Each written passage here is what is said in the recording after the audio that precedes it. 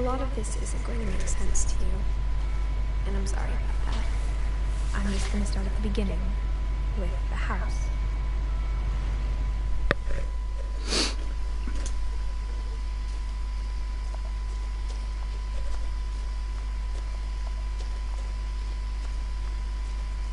I lived here until I was 11, but I wasn't allowed inside half the rooms.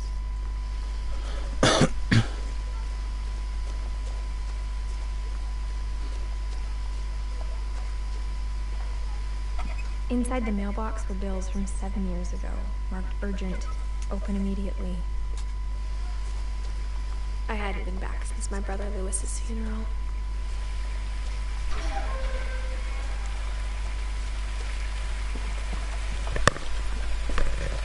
In her will, my mother left me a key, but didn't tell me what it unlocked.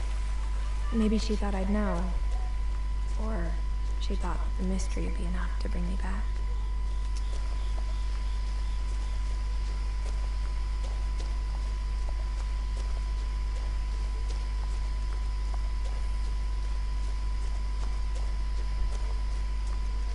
No one had driven this way in a long time, but I saw a few hoof prints.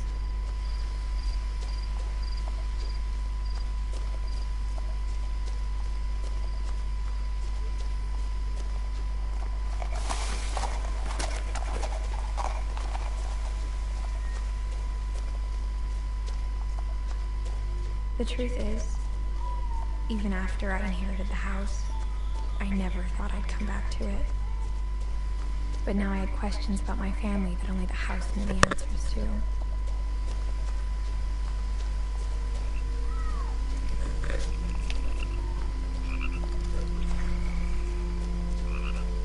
The house was exactly like I remembered it, the way I'd been dreaming about it. As a child, the house made me uncomfortable in a way I couldn't put into words. Now, as a 17-year-old, I knew exactly what those words were. I was afraid of the house.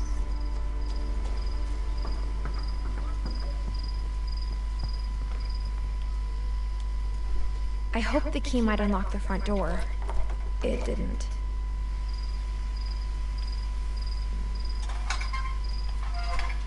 Looking in, I felt like the house itself had been waiting for me.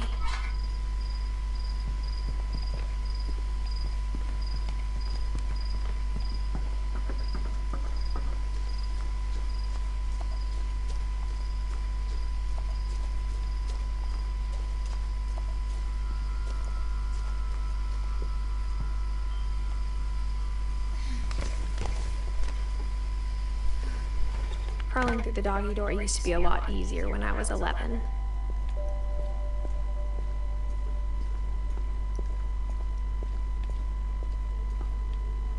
The power had been turned off the night we left.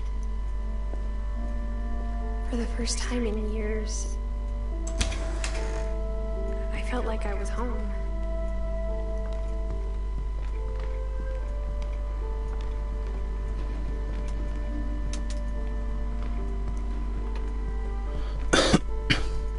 The table was still a wreck from the night we left. My mom was the only one of us who could imagine Great-Grandma Edie living in a nursing home. Nothing in the house looked abnormal. There was just too much of it, like a smile with too many teeth.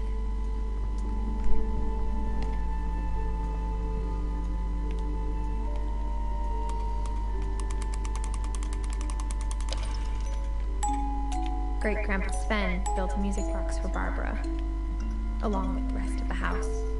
Mom always told me to stay out of the basement, so I wasn't too surprised when the key didn't fit.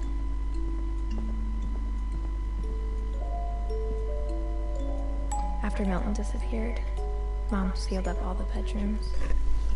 Then Edie retaliated and drilled peepholes.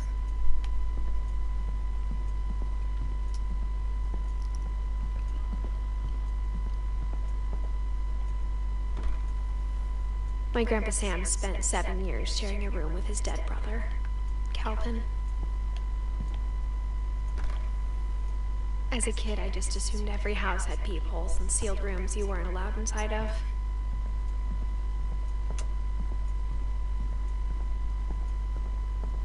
Whenever people ask me about my family, the first thing they always want to know about is Barbara.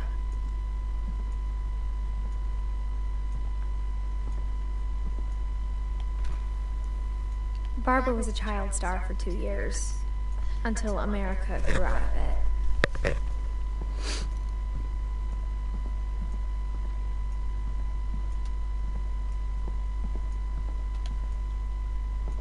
I spent a lot of time playing in Great Uncle Walter's room.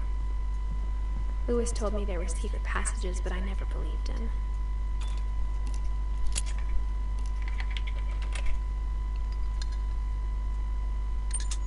What? Turns out, my mom was really good at keeping secrets. Now it was time to find out what my mom had been afraid of.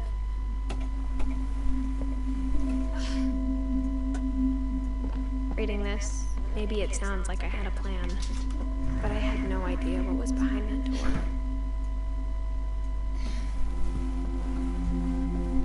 Just like I had no idea where all this was gonna lead.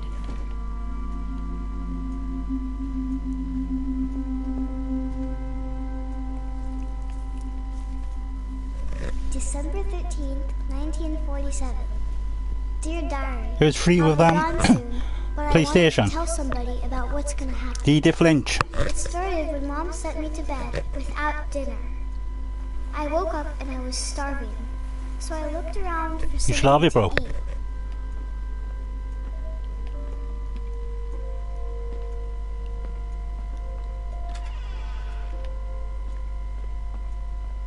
I kept eating and eating.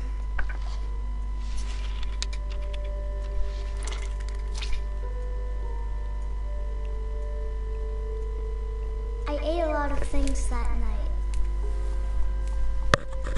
Is my mic switched on? So look. Yeah.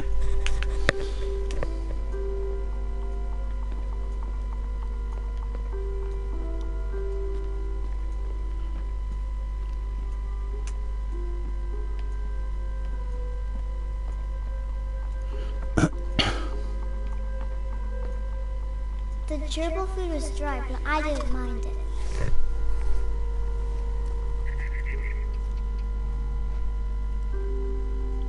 Yeah, I completed it last night, but so I decided to stream it. It's easy, but you can't really die on it. Sweetheart, it's late. Go to sleep. Then I heard chirping outside my window. It was a barn swallow going back to her nest. And it's a weird game, reached let me out tell to you. her, Very weird. and suddenly, I was a cat.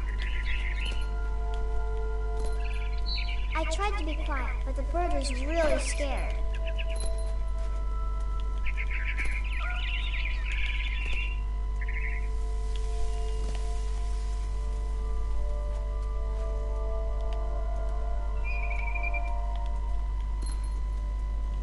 Mom and Dad didn't even look at me.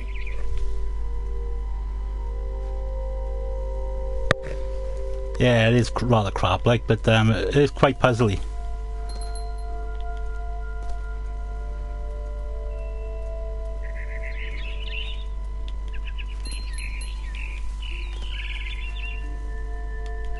I jumped and I almost got her.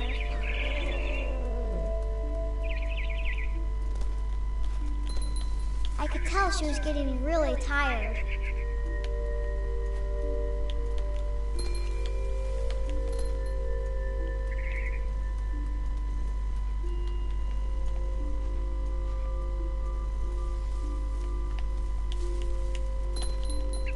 Now I was up in the big tree.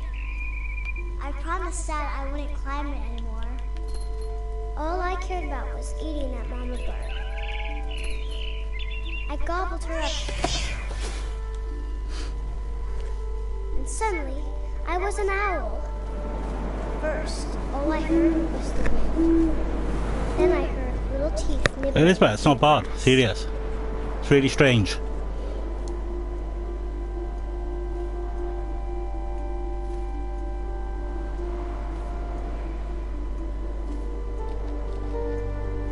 Rabbit,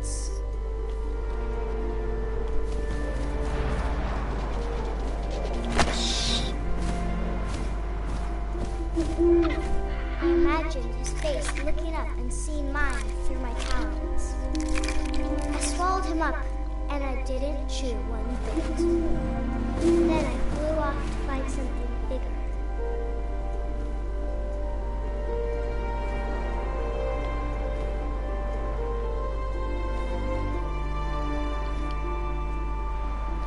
A mama rabbit.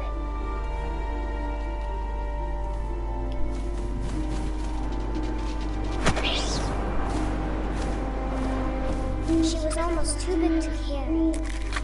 I started choking, but I couldn't stop eating. And suddenly, I was a shark.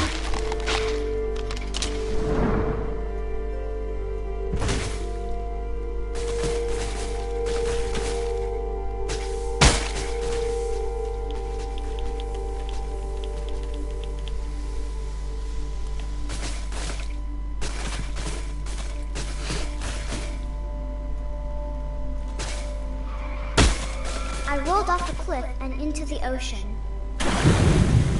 Now, I was hungrier than ever.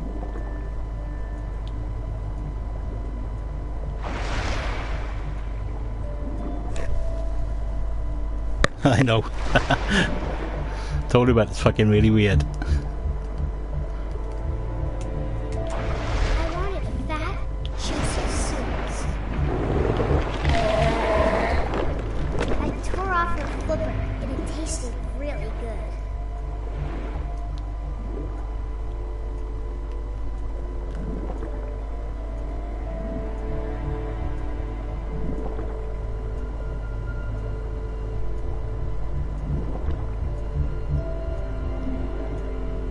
There he is.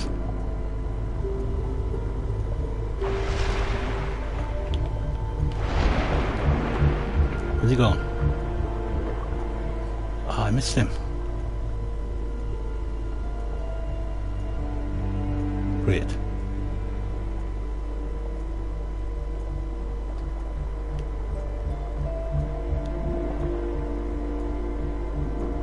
Ah, right.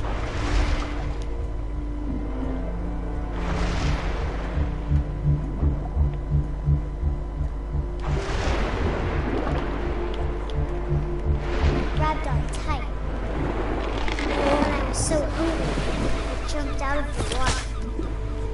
When I opened my eyes, everything had changed.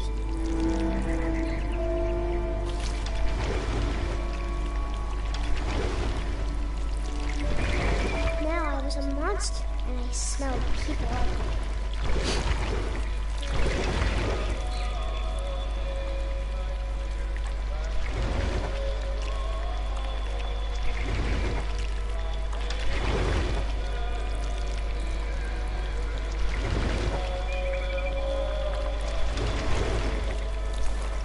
I was big, but I moved real quiet.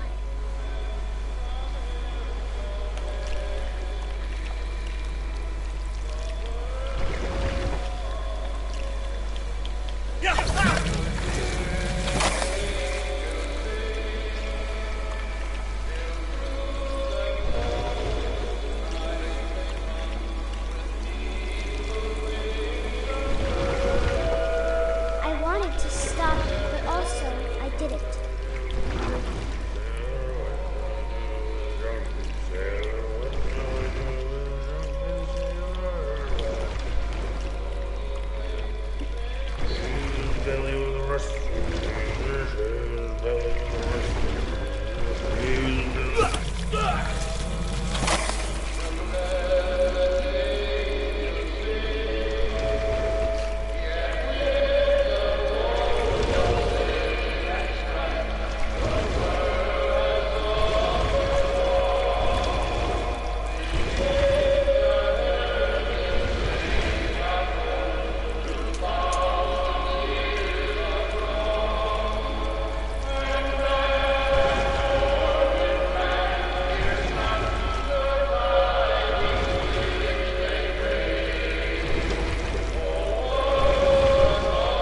Oh, it's got to get him now.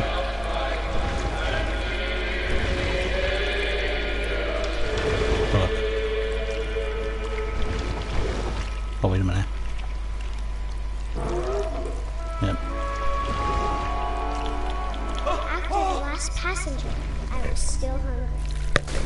watched the water and smelled something new. Something I had to have, so I swam towards it.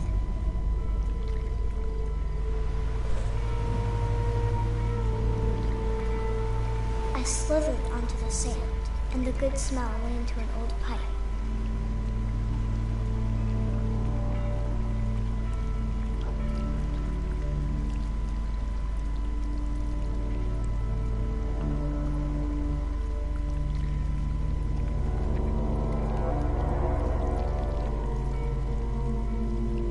I got closer and closer.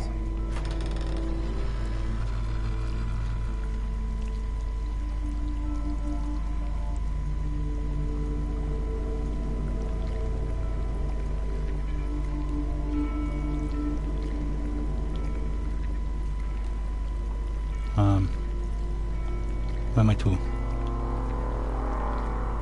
Can't see fucking shit now.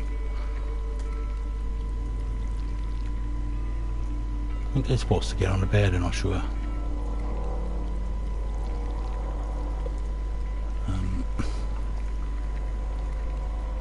Oh, wait a minute. All of my stomach started growling. And suddenly, I was me again. I held my breath for a long time, but I couldn't hear anything. I think it's waiting for me to fall asleep. But it's not going to wait much longer. It needs to be, and we both know I will be delicious.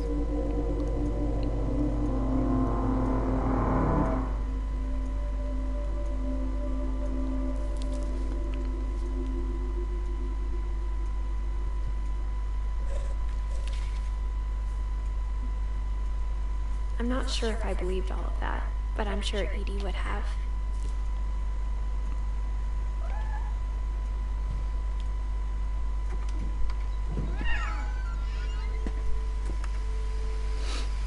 This will be obvious later, but my mom never told me any of these stories.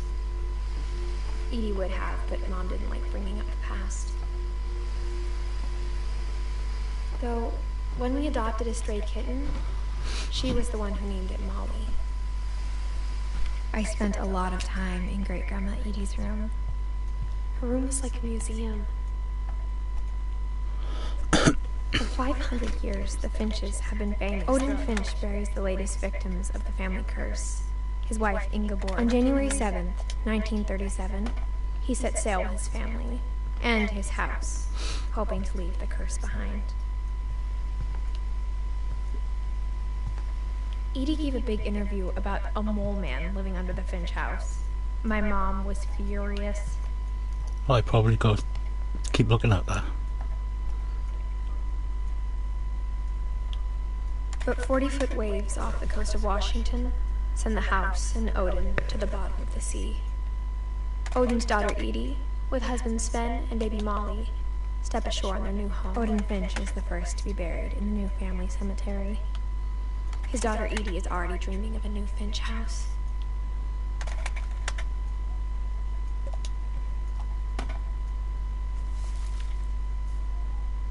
Whatever's wrong with this family, it goes back a long ways.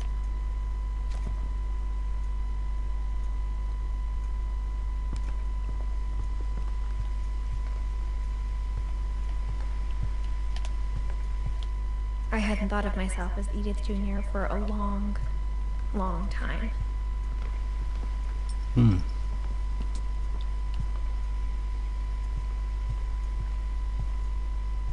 Even in her 90s, sometimes Edie seemed a lot younger than my mother. The only trace Grandpa Sam's first wife, Kay, left on the house was the pink bathroom. It was a pretty big trace.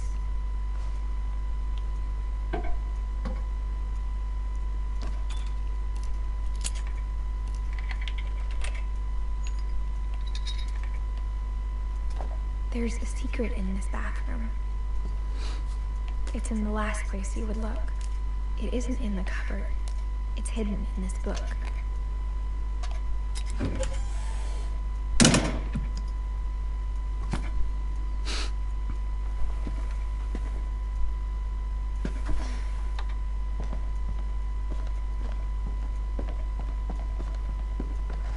From the paintings on the wall, it was clear my brother Milton had been here before me.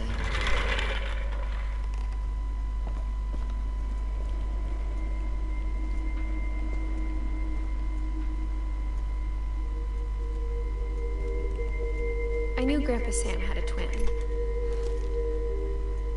and that he never talked about him. I guess my grandpa didn't like history any more than my mom did.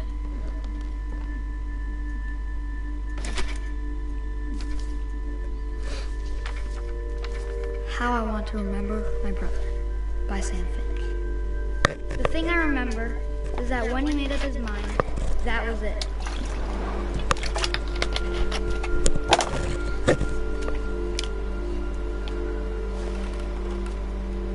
My brother said he'd die before he ate another mushroom, and he did.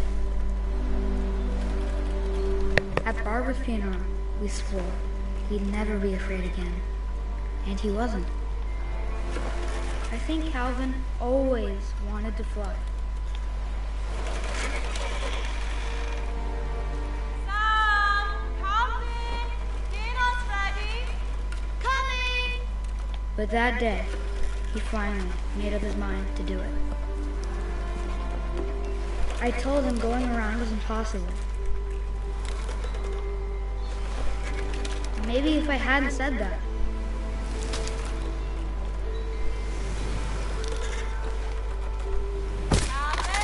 I'm not gonna tell you again. maybe if the wind hadn't picked up, then maybe he'd still be here. But I doubt it. I think he'd already made up his mind. That's what I want to remember about my brother.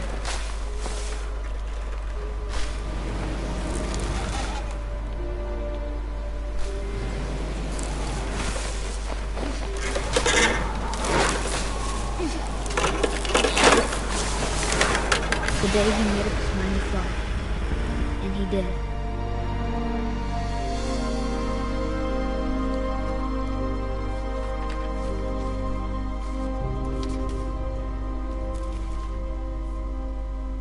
Calvin's story felt strangely familiar. When I was younger, I remember trying to do the exact same thing. After the funeral, Edie roped off Calvin's half of the room.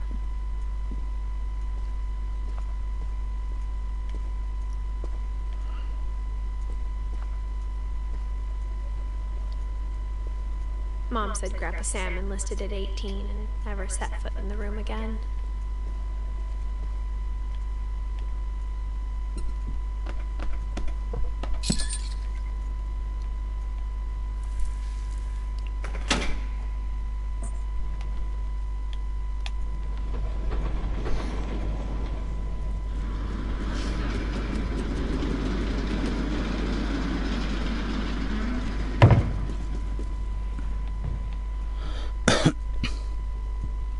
The passages were a pretty tight fit.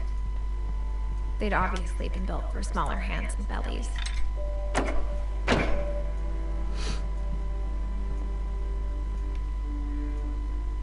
Edie's father, Odin, built the original house.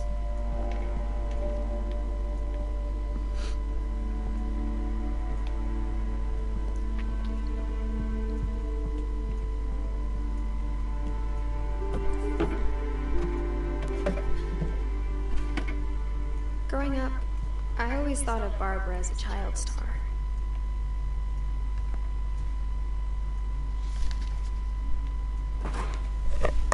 Of all the stories people wrote about Barbara's death, I'm surprised Edie saved this one. This bit is bloody weird.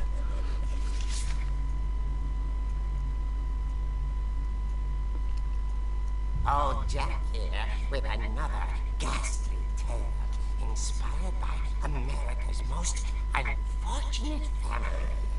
I'm calling it The Surprise Ending of Barbara Finch. Barbara was famous for her scream. Now at 16, she was all washed up, a has-been. But in a lucky break, she'd been asked to perform her signature scream at a local convention for monster movie fans. It was just the boost her career needed. Unfortunately, her scream hadn't aged well. Getting better. I think you just need the right motivation. Her biggest fan and current boyfriend, Rick, was about to demonstrate when... Now that was a great scream. It was Barbara's father, Sven. He'd slipped into a table saw and had to be rushed to the emergency room. So Barbara got stuck babysitting her youngest brother, Walter. Her convention comeback was cancelled. Okay, I'm hearing frustration, but I'm not hearing terror. What if I tried... A gang of hoodlums in Halloween masks have been terrorizing Orcas Island tonight. Police are urging residents to... That came from the basement. You're right!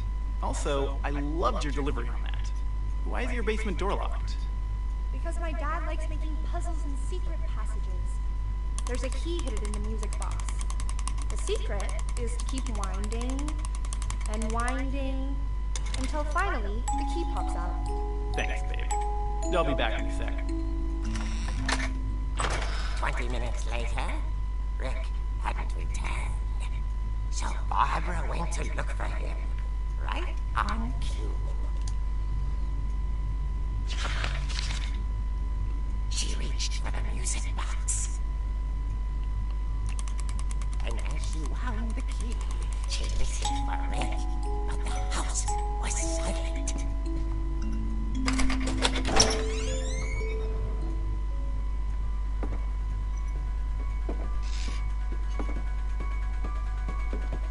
She found Rick's crutch and imagined the worst.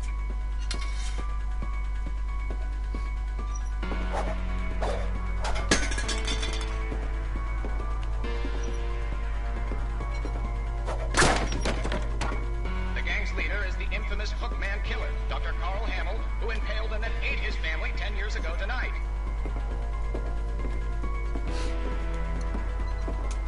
The old fridge rattled and grew still. Oh dear! Oh! Rick? Barb, relax. I was just trying to scare you to help you find your scream. Well, I'm not scared, Rick. I'm furious. Then act furious. All I'm getting from you now is that you're hurt and confused and you... She threw him out, but she kept a little something to remember him by. Barb, have you seen my other crutch? And she was still holding it when she fell asleep watching the late picture show. Hours later... Barbara! Walter, what's going on up there? Ah! Okay, I'm coming up, but if this is a trick, you're dead, Walter.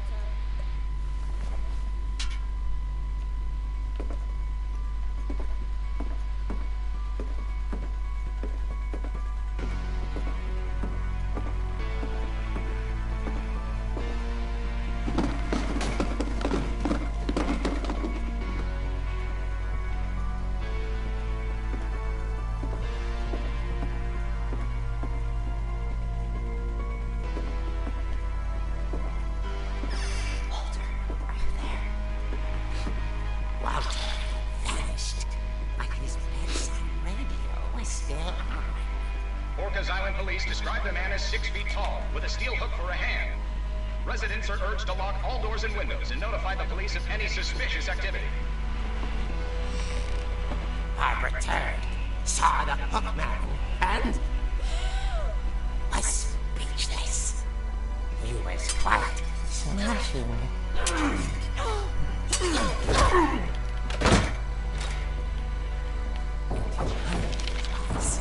He couldn't get enough of Barbara. Okay, Barbara, there's gotta be another way out of here. That night, she played her part beautifully.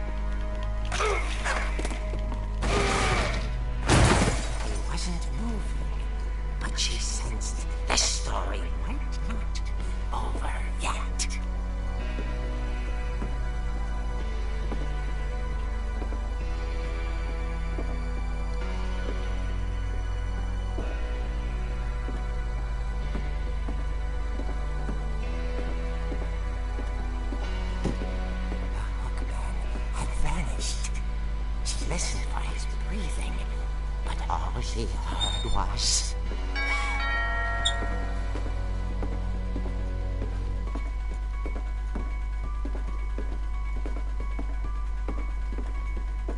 At the door, she heard whispering. It was coming from inside the house.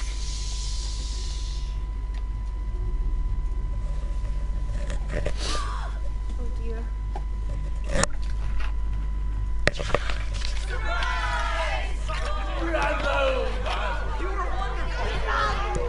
monsters had come to surprise her. For Barbara, it was a dream come true. Then she saw what kind of monsters they were, and she realized what was about to happen. She was going to be famous. And with her final breath, Barbara Finch gave the performance of her life.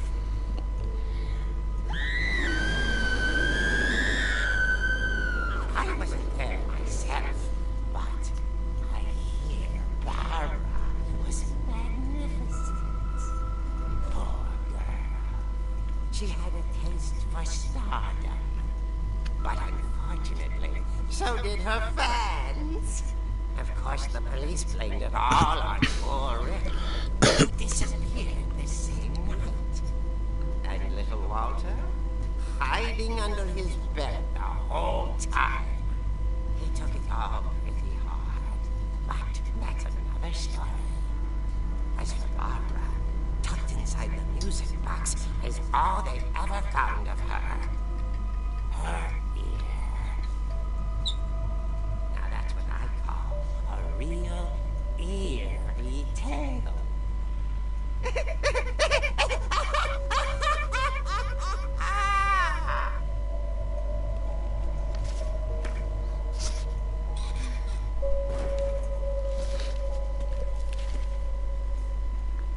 Edie told me all Barbara wanted was to be remembered, as absurd as that comic was. Maybe what Edie saw was a happy ending.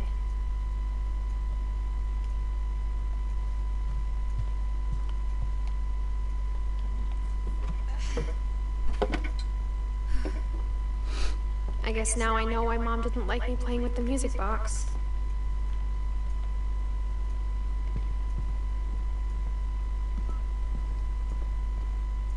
Mom must have locked the third floor stairs on the night we left.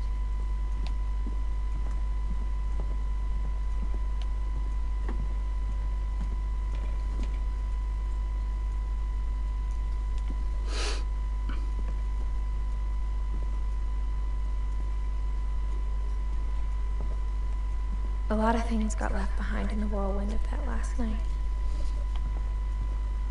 My mom wasn't much of an optimist, but she never stopped believing that my brother Milton was alive.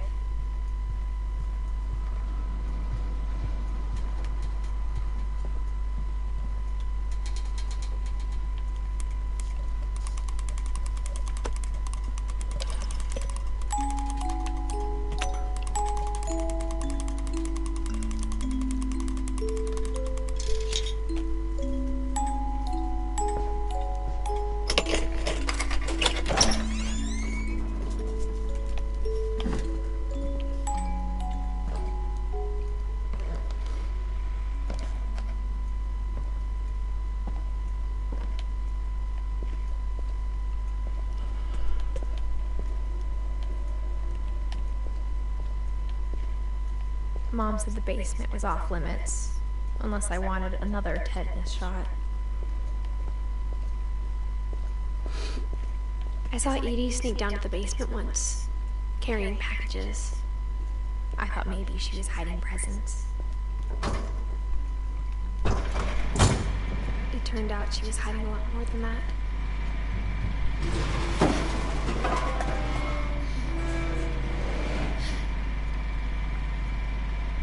I remember asking Mom once about where Walter had gone. She said after Barbara died, he got as far away as he could. If there's a pattern in all these stories, I think it's that none of us has gotten very far. Goodbye, everyone. I can't believe I've been down here for 30 years.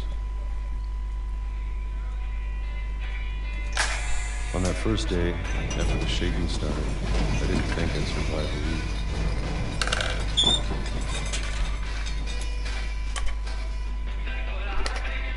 But after a few days, I settled into a routine. That's what kept me sane. Having a schedule, living for today. I always expected to be dead tomorrow.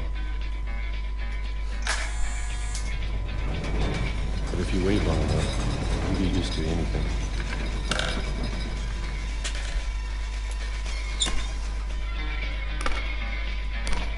Even a monster on the other side of the door starts to feel normal. Almost friendly.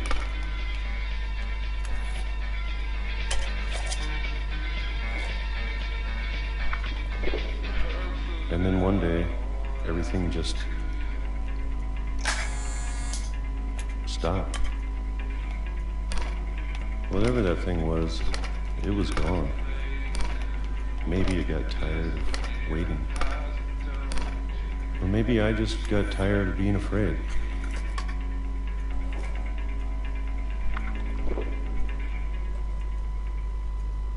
It's been a week now, the longest in 30 years. I'm done waiting. I have to leave while I still can.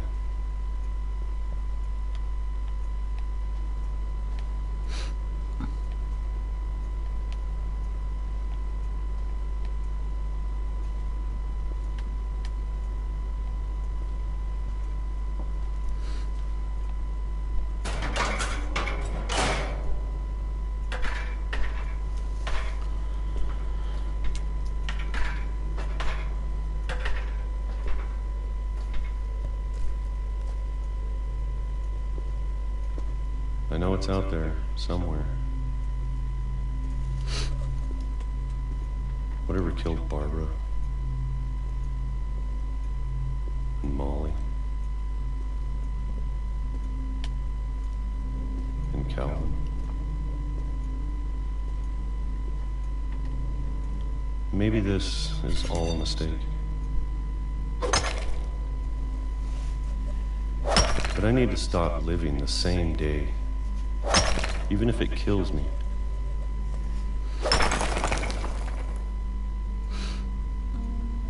Whatever's out there, I want you to know I'm ready for it. I'm going to appreciate all of it, especially the food. I don't mind if I only have a year left. Or a month. Or a single week. I'd be happy with 1 year dead. I can already imagine the sun on my face.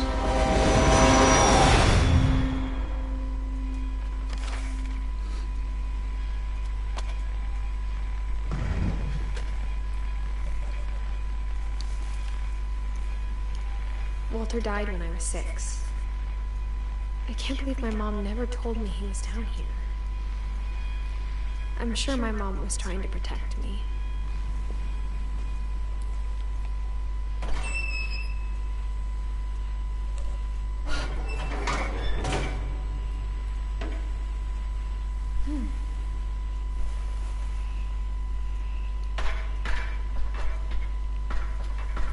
Maybe she was afraid I'd end up like Walter. But if she never told me about an uncle under the house, I can only imagine what else she was hiding. I don't want to make the same mistakes she made. Trying to bury something that's still alive. Now that there's only one of us left, or maybe 2, I thought it was time I heard the stories for myself and found out what happened to everyone else. But now I'm worried the stories themselves might be the problem. Maybe we believed so much in a family curse, we made it real. I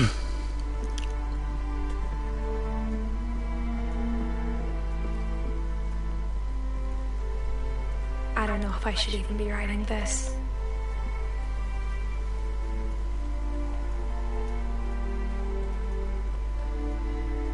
Maybe it'd be better if all this just died with me.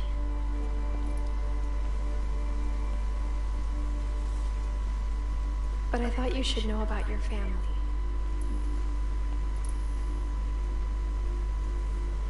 And the history you're a part of. Though to be honest, I feel as lost as you probably do right now.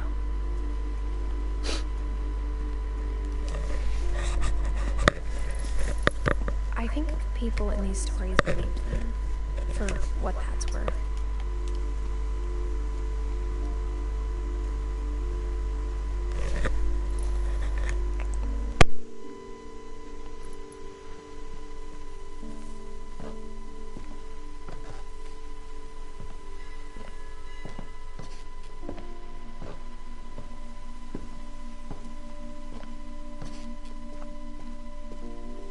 And when you look at the house, that history of imagination and stubbornness and madness, any of it seems possible.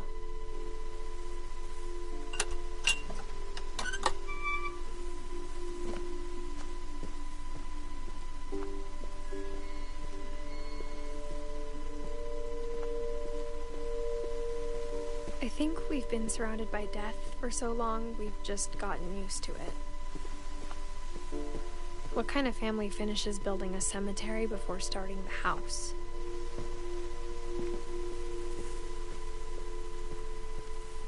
It's embarrassing for me to admit this, but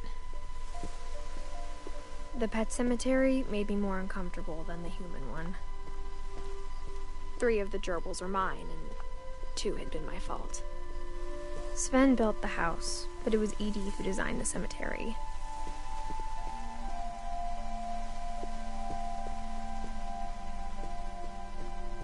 I'm sure Odin's monument had been Edie's idea.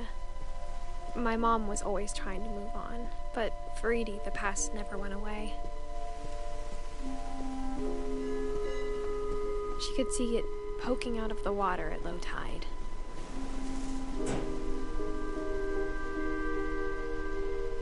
Edie said she dreamed about the old house every night.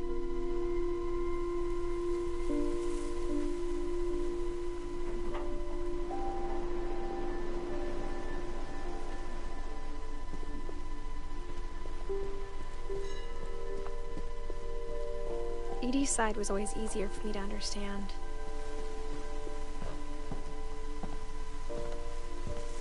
But the older I get, the more I can see where my mom was coming from.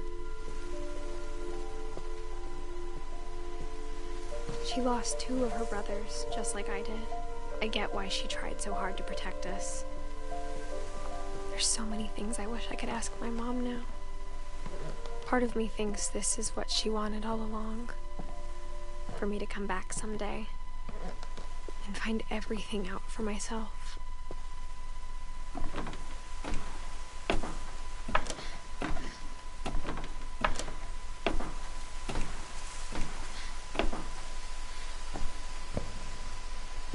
But looking back on it now,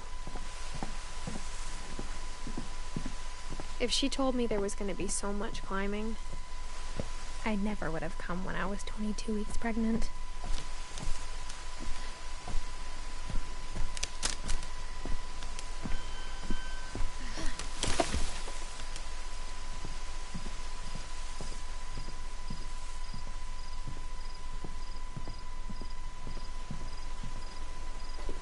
I never met Grandpa Sam, but I think he and my mom had a lot in common.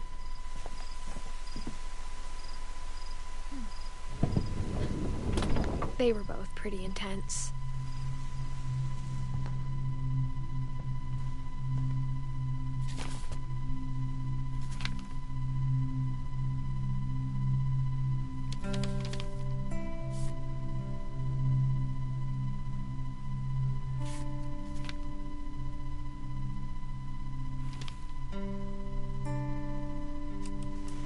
Dawn, I promise, you'll never forget this weekend. Yes, sir. These memories are gonna last a lifetime. Hmm? Perfect. Am I gonna have to shoot anything? It's gonna rain the whole weekend, isn't it?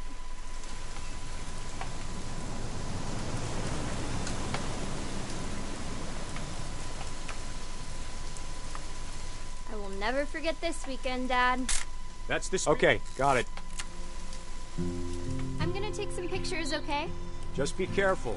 That camera's older than you are.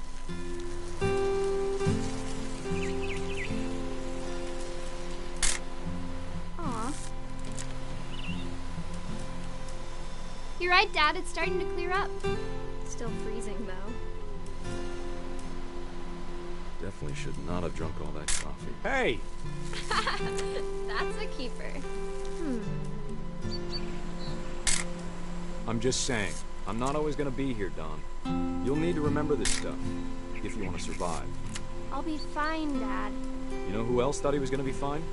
Some guy who died. Don, I'm being serious. I know, Dad. You're always serious. Doesn't being out here make you want to chill out? Well, to tell you the truth, I haven't been out. Dad! Good eyes, Don. Before you take the shot, let me get a picture of you.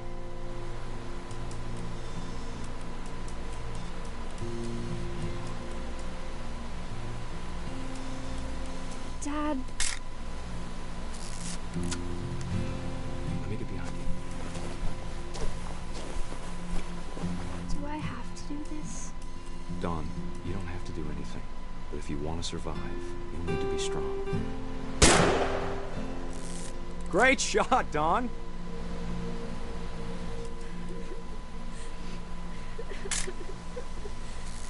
I'm proud of you, Don. Always remember that, okay?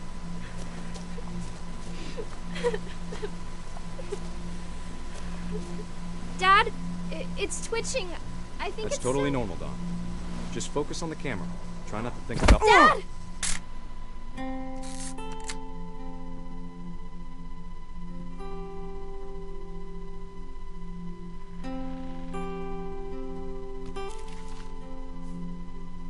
Of all these stories, Sorry, bro, that it's was for the one my I wish most that my mom mic had off. told me.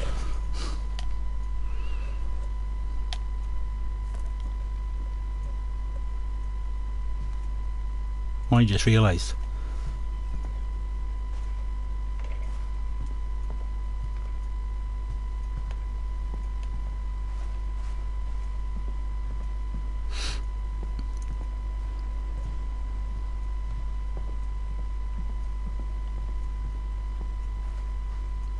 Instead of hiding from death, Sam seemed to go out of his way to meet it.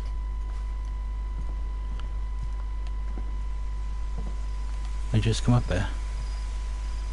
Oh, right.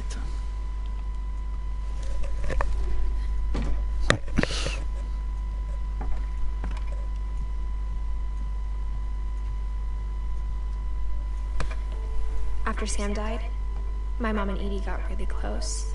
They'd both lost a lot. I always switch it off and I haven't got any views.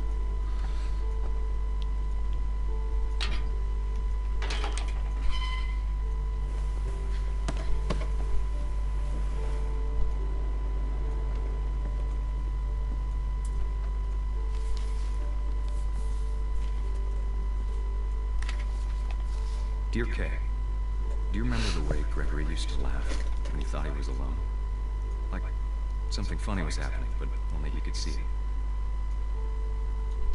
Oh, this bit is really fucking messed up. I think he saw things the rest of us don't.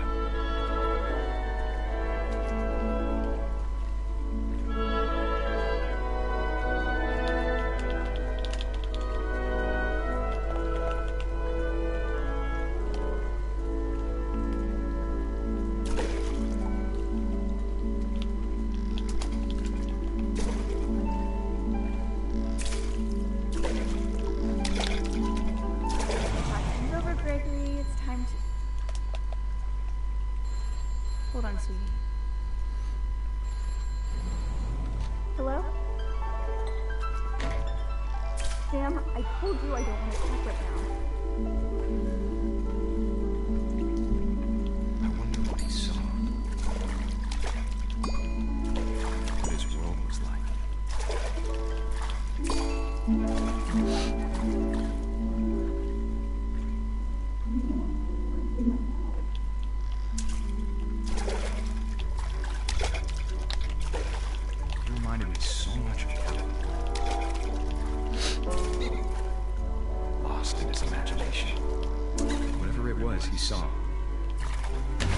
sure made him happy.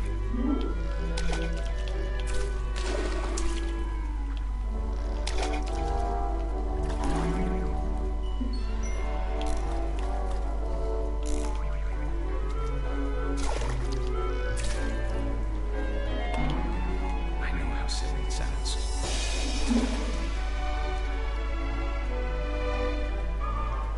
But I worried about a baby being too happy. Feel her slipping away. Sorry about that, Gregory. I know you did everything you could. Maybe if I hadn't called that night. I wish you could have told us about the world we saw.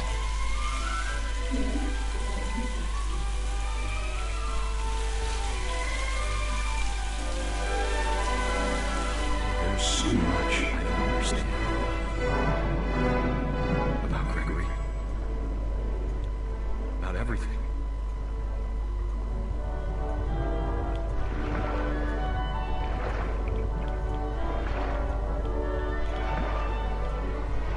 But I know what happened wasn't your fault.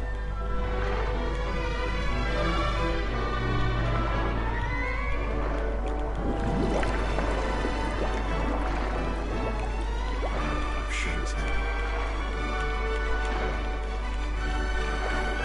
He'd want you to be happy too. Good luck, Kay. Love, Sam.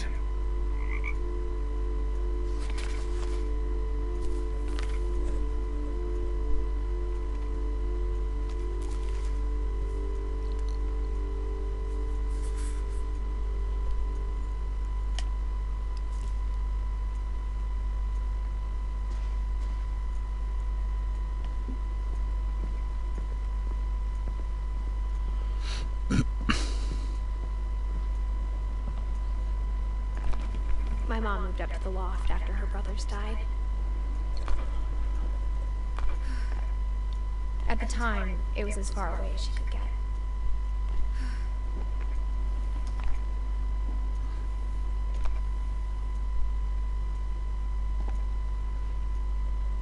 Can't move. I can't imagine what it was like for her to lose 2 sons after she'd already lost 2 brothers. She spent a summer building houses in Calcutta, where she met my dad, Sanjay. My mom moved to India a week after graduation and got a job teaching English. Louis was born a year later. When my dad died, I don't think Mom knew where else to go. I'm sure Edie was happy to have her back.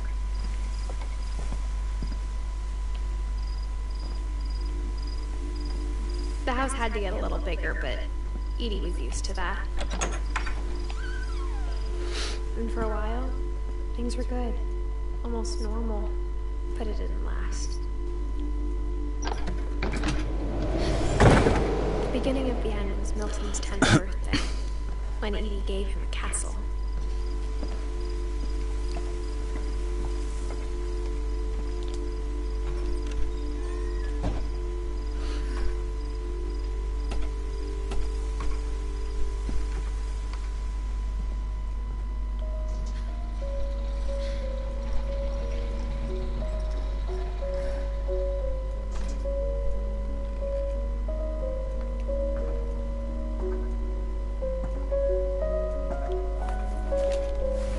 Milton Finch in The Magic Paintbrush. I'm doing it, nothing's happening. Oh, wrong way.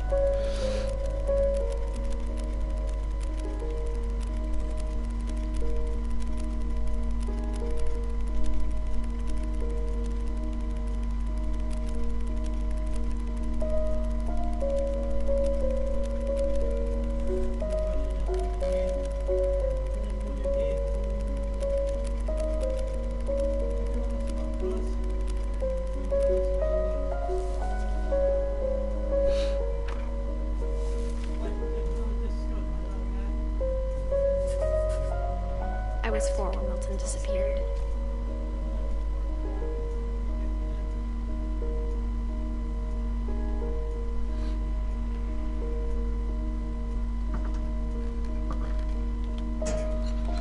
Mom spent months searching for my brother. Then she sealed the doors.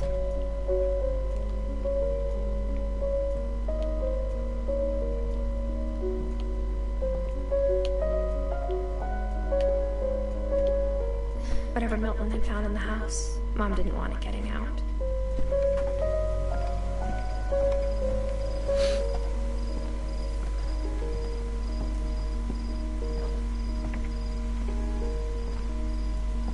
Mom definitely blamed Edie, but I think Louis blamed himself. After he graduated, he just spent more and more time in his room. Until Mom got him a job at the cannery.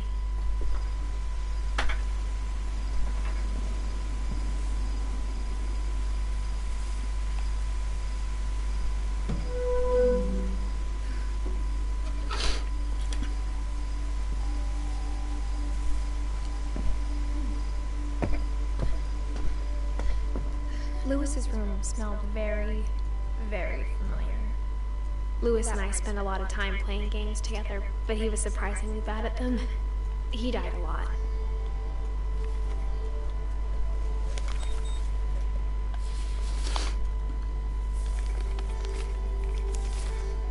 Dear Mrs. Finch, as Louis's psychiatrist, I can understand your desire for an explanation. As I see it, the trouble began in January, shortly after we convinced your son to seek treatment for substance abuse. Newly sober, I believe Louis first noticed the monotony of his daily life.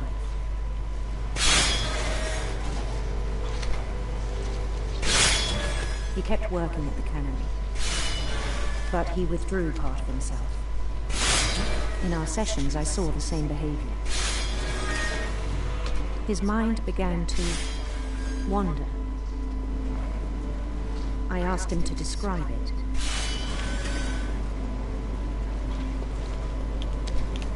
He said he started small, imagining a labyrinth.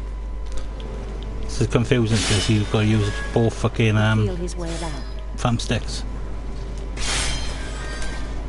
Oh, wrong way. Then something moved. Bats and toads.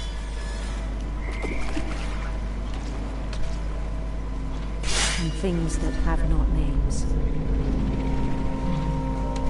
He knew it was all in his head. Oh.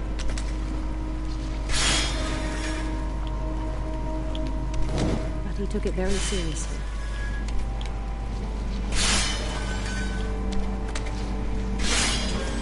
I had hoped he'd find himself.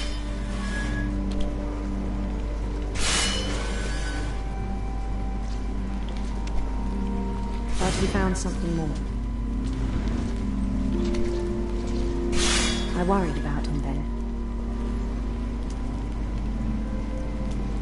Supposed to go up the stairs, I think. No.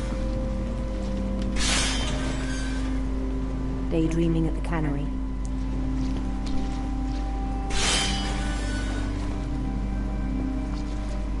I spoke with his boss. But he said Louis had become a model employee. Methodical, tireless, focused. Like a whole new Louis. So I let him go on.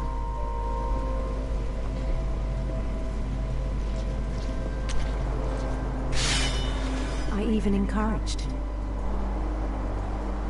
It seemed very promising at first. He told me he'd made a new friend.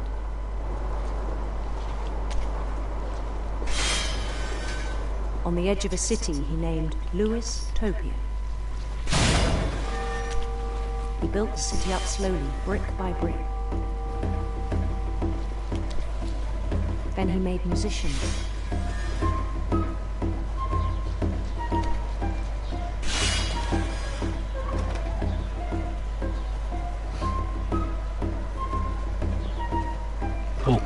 And songs for them to play. He talked about starting a band. And he was always humming something.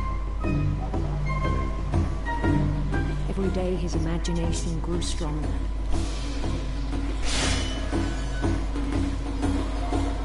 He no longer spoke at the cannery. But his chopping was as reliable as ever. Then one day it struck him that all the cheering crowds, even the stones under his feet, were all in his imagination, so he could do whatever he wished.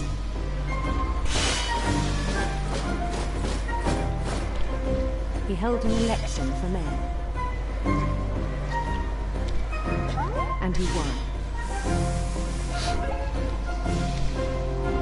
They begged him to stay, but his mind was already wandering. It became a game for him.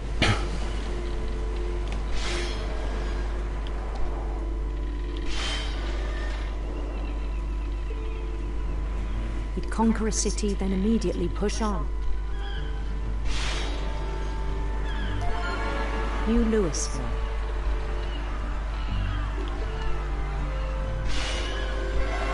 St. Louis. He started drifting away from our reality.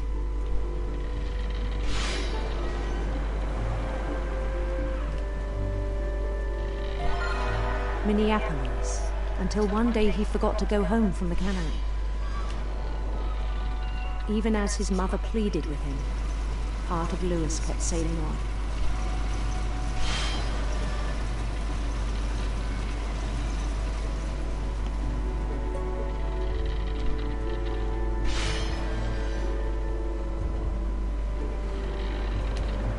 In Louisburg, he heard rumors of a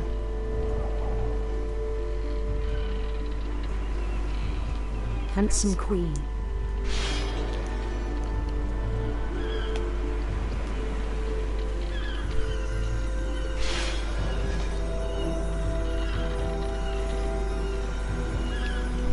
The queen was on her own quest for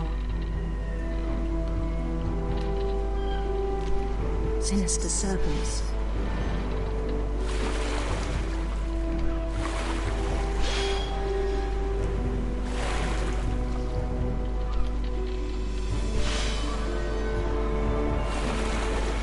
He followed the sound of her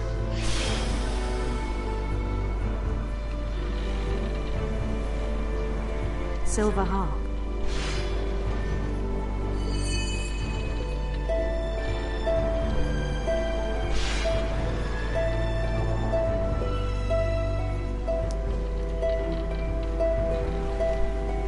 His chase led him to a golden palace east of the sun and west of the moon.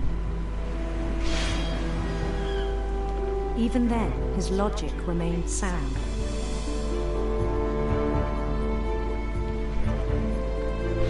He knew the world was all in his imagination.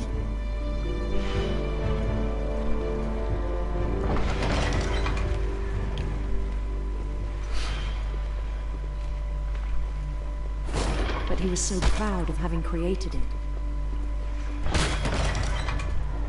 In his own eyes, he'd become something greater than a king.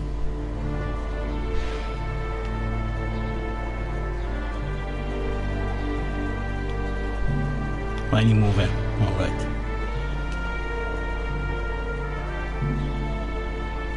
For someone who'd never known success in the real world, I think it was overwhelming. And then it struck him that the real Louis was not the one chopping salmon, but the one climbing the steps of a golden palace.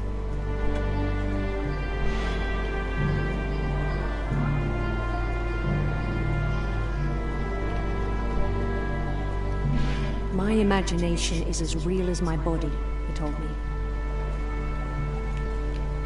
It was hard to argue with him.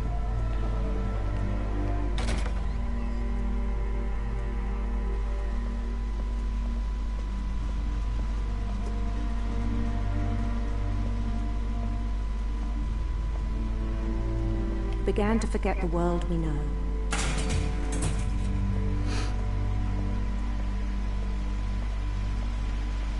I think it pained him to remember Louis, the cannery worker.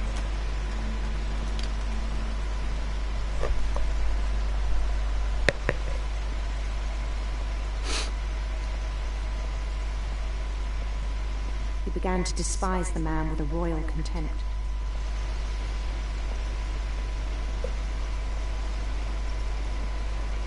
I still thought I could save him. Even after he said he was being crowned king over all the lands of wonder. The palace would be packed with his companions.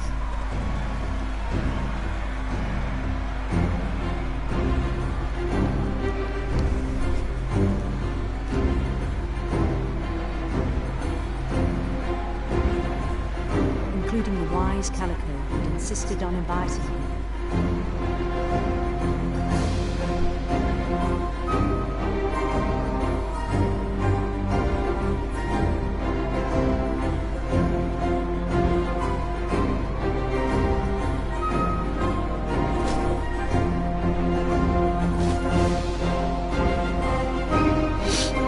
His queen waited, holding his crown.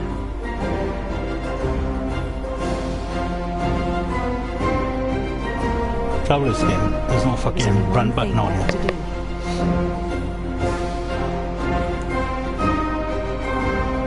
Flows quite slow. Bend down his head.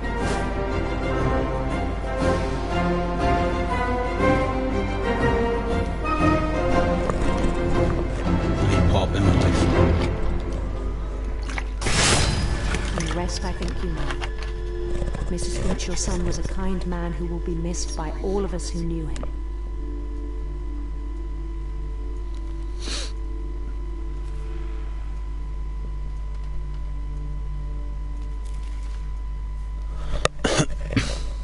My brother was really cool. I wish you could have met him.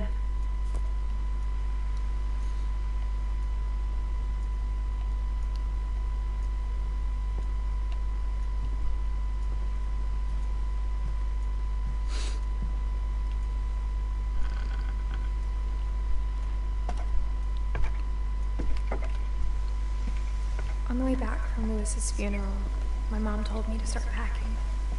She waited until the day before we left to tell Edie. I'm not sure if she wanted to make it easier or harder.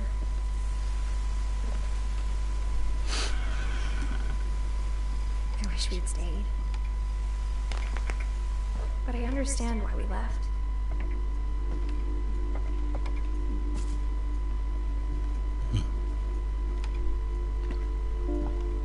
What happened that night had been coming for a long time. Maybe it should have come sooner.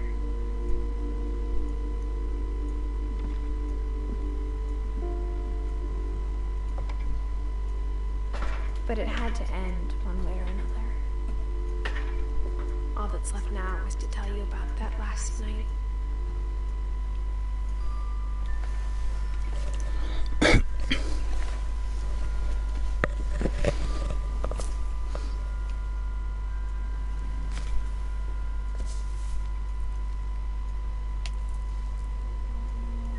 That whole last day, Edie just watched us pack and didn't say a word.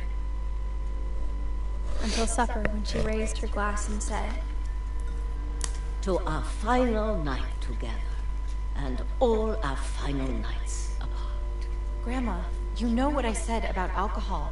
Some of your medications are very Edith, specific. I left a present for you in the hallway. Why don't you go open it? The grown-ups have to argue now. I'm sorry, you're right. We're all leaving tomorrow. Let's just enjoy our last... I'm not leaving. Edith, you're excused.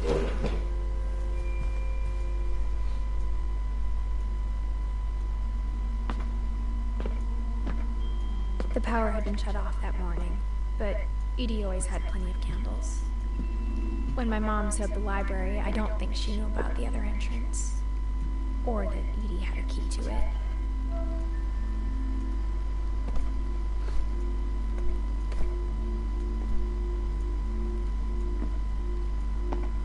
That thing you're afraid of isn't going to end when you leave the house.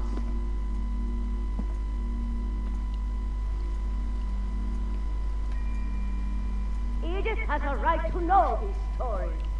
My children are dead because of your story. I think it's best if Edith and I leave tonight. We'll have the nursing home send a van for you in the morning. Okay? Dear Edith, there's so many stories I wish I could tell you, but there's only time for one. This is about what happened on the night you were born. That night, the tide went way, way out. It was the first and last time I ever saw the old house aground. There'd been an earthquake out in the middle of the ocean. They called it the lowest tide in 1,000 years. God, it smelled awful. You know, I've seen that house every day of my life. But I never thought I'd go back to it. God, I wish there was a run button on this game. When the fog rolled in, I lost my way.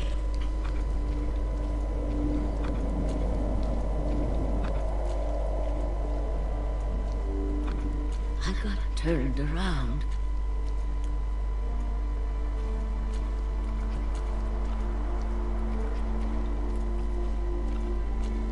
I started seeing things.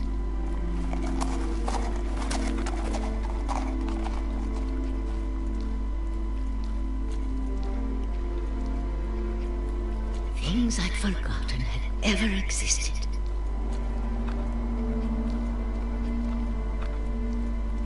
But when I saw them, they felt like old friends. That night, a lot of things came back to me. Or maybe I came back to them.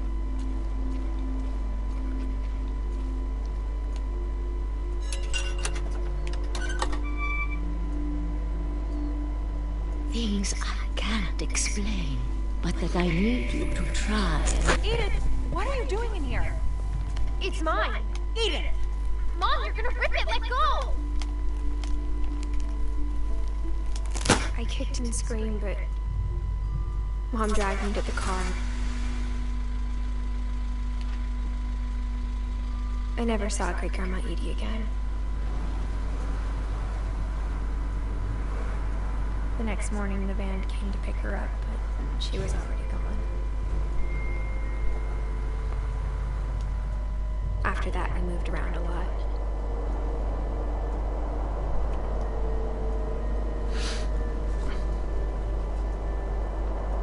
We both tried to make the best of it.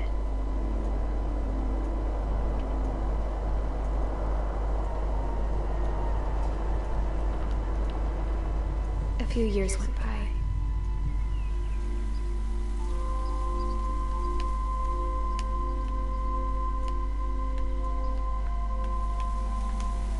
My mom didn't like to talk about it. But she started getting sick a lot. The rest happened pretty quickly. She got better for a while, and then she didn't.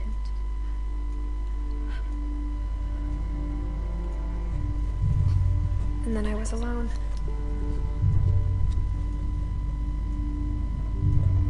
The last Finch left alive.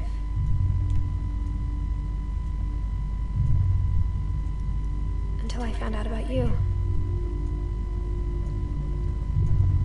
I'm still not sure what to tell you about all this. If we lived forever, maybe we'd have time to understand things. But as it is, I think the best we can do is try to open our eyes. And appreciate how strange and brief all of this is. This journal was supposed to be for you. But now I hope you'll never see it. I just want to meet you and tell you all these stories myself. But I guess if you're reading this now, things didn't work out that way.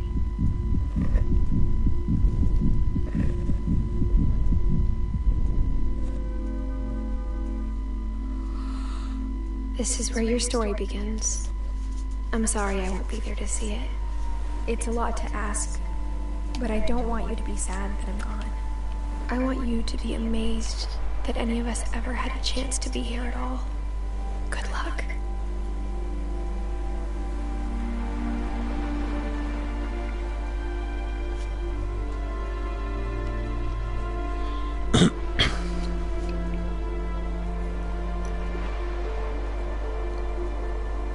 I can't be finished when I played this last night. I was flying a kite.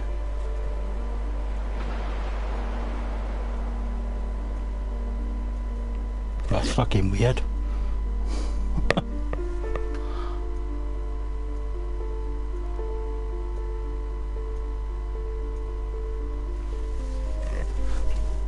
I missed the fucking level.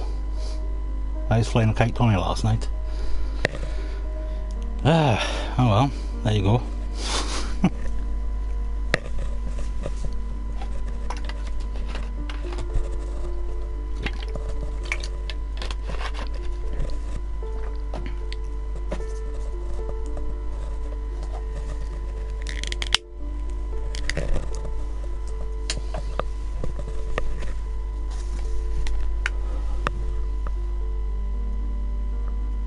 I don't know, because it was there last night, and don't think there was any other levels, just that one. Oh, the hell I missed it, I don't know. It's fucking weird. I'm gutted now. Wish I streamed it fucking last night.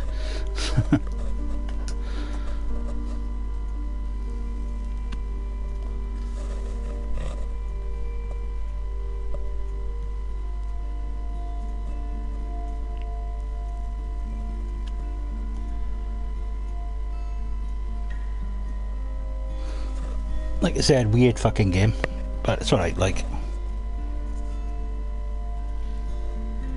Probably uninstalling how I fucking completed it twice.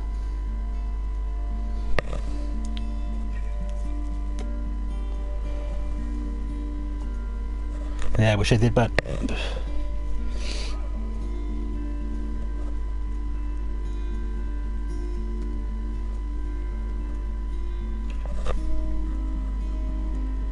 yeah, like I said, it's not a very long game anyway, so it's worth the stream.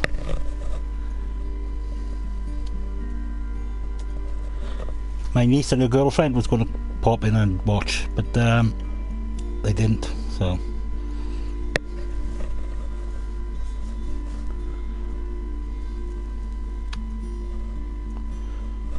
They was down today doing the garden, like my sister. I told them about it, like I said I'd be streaming it tonight, but they didn't come in, so I'll have to have words.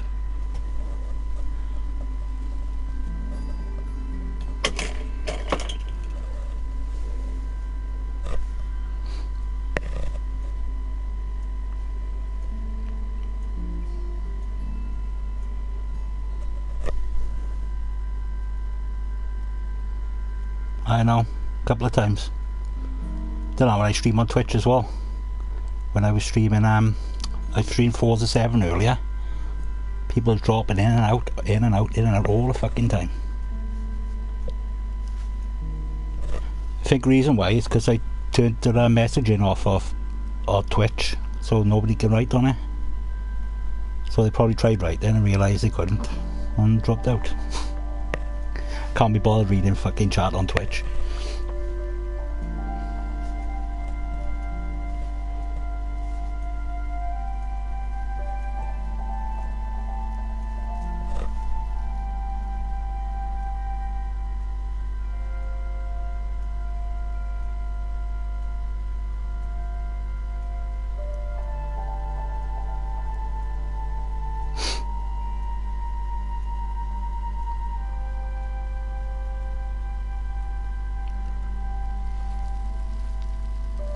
So you're going to play this then? Yeah, I fucking will. Definitely, but right, that's it now, but I gotta stop the stream. Catch you later.